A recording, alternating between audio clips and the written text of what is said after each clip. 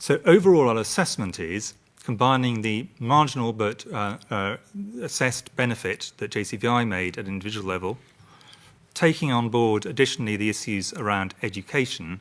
Our view was the benefit exceeded the risk to a sufficient degree that we are recommending to our ministers in all 4 nations that they make a universal offer, and I want to stress the word offer, of vaccination to children 12 to 15, in addition to the ones that have already been given it.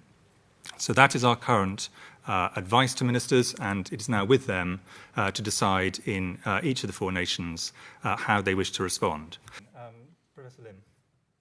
Thank you, and thank you for this chance. This balanced decision of how the benefits exceed the risks, but the fact that these are closer than they are in, for example, people in their 50s, 60s, 70s, are communicated fairly and properly to children, young people and their parents, so that they can make a considered decision. That's very much something we think is important, and that children, young people and their parents are supported in the decisions they make, and there is no stigmatisation of people either for accepting or not accepting vaccination. We do think this is really critical.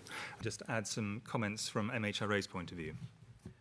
But there has been a particular interest in reports of heart inflammation, myocarditis and pericarditis.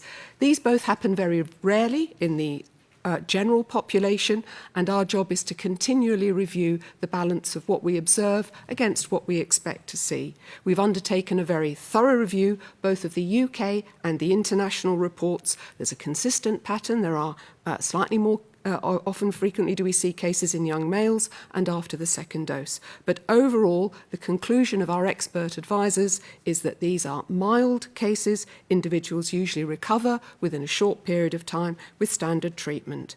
And our advice remains that the benefits outweigh the risks of getting vaccinated, and this includes those aged 12 to 15.